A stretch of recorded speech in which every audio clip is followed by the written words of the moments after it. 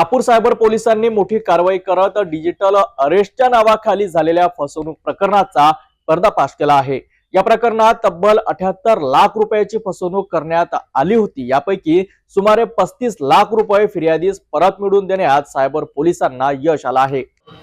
Nagpur cyber police ठाण्याकडे गुन्हा number 111 हा दाखल होता। यामध्ये फिर्यादी यांना तुमचं जे अकाउंट आहे ते जेट एव्हरेजचे नरेश गोयल यांचा जो 538 करोडचा घोटाळा आहे, त्या घोटाळ्यामध्ये तुमच्या अकाउंटमध्ये पैसे आलेले असून त्याची चौकशी चालू असून तुम्हाला त्याबाबत आम्ही समन्स पाठवत आहोत वगैरे, आणि खोटे कोर्टाचे तसेच RBIचे CBIचे स्टॅम्प असलेले त्यांना कागदपत्र पाठवून त्यांना डिजिटल अरेस्ट करण्यात आले होते। त्यामध्ये त्यांचे 58,50,000 रुपये त्यांना वेगवेगळ्या खात्यावर भरायला लावून सदरची रक्कम केस पूर्ण होईपर्यंत सुरक्षित राहील वगैरे असं सांगून त्यांची फसवणूक केली होती।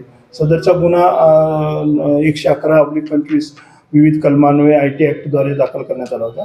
सदर गुन्ह्याचा तपास माननीय पोलीस आयुक्त Shri Ravindra single sir, joint CP sir, हमारे क्राइम सर आणि DCP लोहित मतनी सर यांच्या मार्गदर्शनाखाली आम्ही चालू केला। त्यामध्ये PI चौधरी यांनी यातील जे एक अकाउंट होल्डर आहे ओमप्रकाश भवरलाल जाखड याला जयपूरमधून ताब्यात घेण्यात आले। त्याच्या अकाउंटवर 18 लाख रुपये गेले होते। सदर इस्माला ताब्यात घेऊन तिथे ट्रान्झिट रिमांड घेऊन त्याला आपण जे इथे आणलेलं आहे नागपूरमध्ये, आणि त्याला कोर्टात हजर केला असता 5 दिवसाची पोलीस कस्टडी मिळालेली आहे। त्याच्यासोबत इतरही 2 साथीदार असून ते फरार आहेत, त्यांचा शोध आम्ही चालू केला आहे।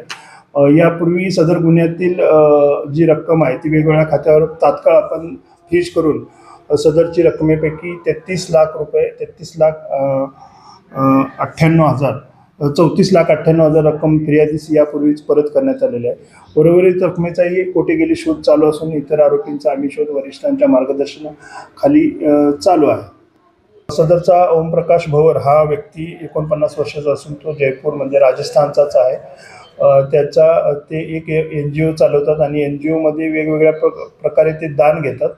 त्या दानमध्ये अशी जी फ्रॉडची रक्कम असते ती घेऊन ती रक्कम ते त्या व्यक्तीला परत करून ते असे पैसे ओरिजिनल करून देण्याचे काम करत असतात। याबाबतचा अधिक तपास आपला चालू आहे। डिजिटल अरेस्टच्या नावाखाली नागरिकांची फसवणूक करणाऱ्या विरोधात सायबर पोलिसांनी कडक भूमिका घेतली आहे। नागरिकांनी अशा संशयास्पद कॉल्स व मेसेज पासून सतर्क राहावे असे आवाहन पोलिसांकडून करण्यात आले आहे।